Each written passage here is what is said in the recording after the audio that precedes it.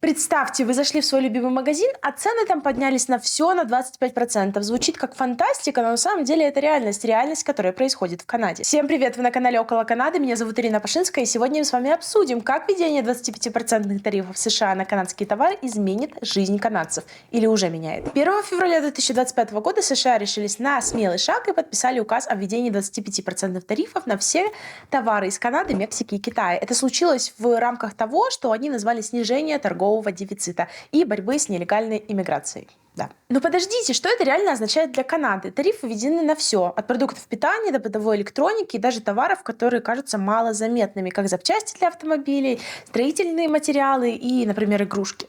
В ответ Канада, конечно же, не осталась в стороне и тоже ввела 25% тарифов на все американские товары на сумму 30 миллиардов канадских долларов. Да, сумма, конечно, большая. И здесь стоит обратить внимание, это не просто цифры, это может ударить по нашему бюджету уже завтра. Вы же замечали, как с каждым месяцем продукты в супермаркете становятся дороже, а любимые гаджеты в магазинах стоят больше.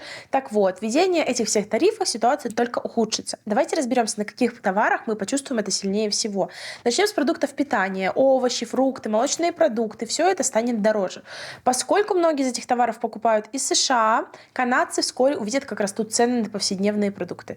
Да, я уже это вижу. Мы не сможем просто пройти мимо, и наш кошелек это действительно почувствует. Потому что некоторые товары мы любим, а для некоторых, возможно, мы не найдем просто альтернатив. Последняя история из супермаркета, я просто выбирала лимон, и женщина бегала и кричала: это лимоны из США, это лимоны из США, пожалуйста, уберите это, remove this. Я, конечно, понимаю, что это очень серьезная экономика, но эта ситуация прям открыто мне показала, как люди могут реагировать на вот такие серьезные вещи экономические, которые происходят в Канаде, и у нас бы, наверное, никто просто не обратил на это внимания. У нас территорию оккупируют, и всем все равно. Продуктовое питание понятно. Электроника. Что насчет наших любимых гаджетов? Смартфоны, компьютеры, телевизоры, все это тоже, к сожалению, подорожает. Вполне возможно, что придется заплатить на 20-30% больше. Сумма конкретная. Вот намного больше, чем сейчас. Если ты захочешь, например, купить новый смартфон или компьютер, тот же iPhone, к сожалению, будет у нас стоить дороже, чем обычно.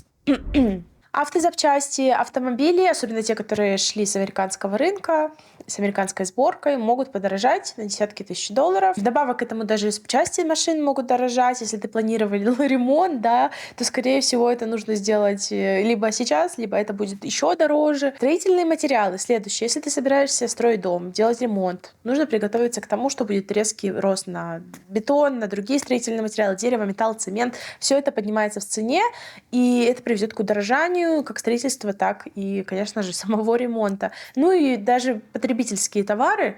Мы скоро увидим рост цен на товары, которые кажутся малоизвестными, например, одежду, обувь, игрушки и бытовую технику. Все это будет стоить гораздо дороже, ну и, конечно, мы будем платить намного больше за эти же вещи, что очень неприятно. Ну и даже говоря уже о нефти и газе, это не только увеличение цен на бензин, который уже немножко заметен, и вроде бы казалось, да, это все воспроизводится в Канаде и так далее, но все это взаимосвязано. Любой шаг политический, экономический, он взаимосвязан, и все это чаще всего приводит к каким-то кризисам, в котором мы сейчас, собственно, с вами оказываемся. Все эти изменения повлияют не только на экономику в целом, но и на наши личные бюджеты, на наши кошельки. И как это скажется на нас? Ну, мы начнем чувствовать рост цен на самые базовые вещи. Но это не единственная проблема.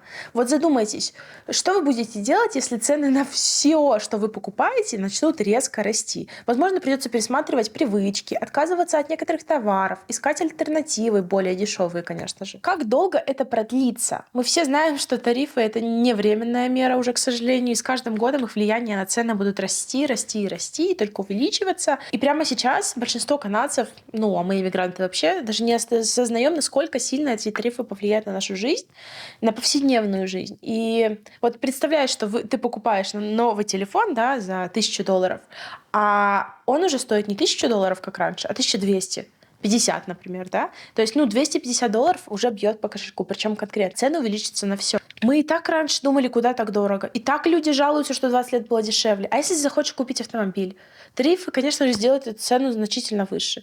Ну, а это уже не $250. И кроме того, эти тарифы могут привести к экономическим потрясениям, социальной нестабильности, потому что канадцы, на самом деле, начнут страдать от резкого повышения цен, а это точно не понравится населению.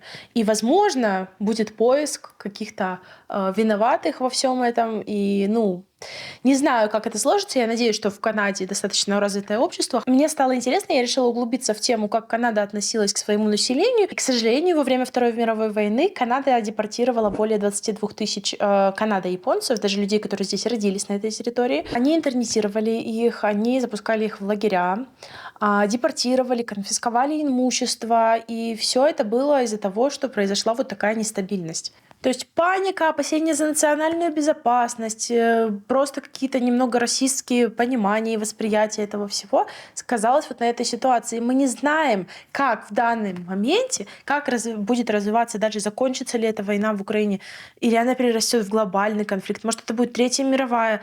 На кого в этот раз упадет эта стрелка, и даже если мы живем в Канаде, будет ли это безопасно, мы этого не знаем. Вернемся к ценам. Надеюсь, ни к чему такому плохому это не придет, такому глобальному. Но вот мы уже поняли, что цены вырастут, возможно, что-то станет совсем недоступным, конечно же. И вопрос, будем ли мы к этому готовы? Как мы будем справляться с повышением стоимости жизни? Это не просто теория, это уже сейчас реально влияет на нашу жизнь и на жизнь наших близких, да, на людей, которые, да даже просто на людей, которые живут очень далеко, потому что мы им финансово иногда помогаем, правда? Ребятки, спасибо вам, что вы со мной. Я очень рада делиться с вами интересными, полезными вещами. Подписывайтесь на канал, ставьте свой лайк.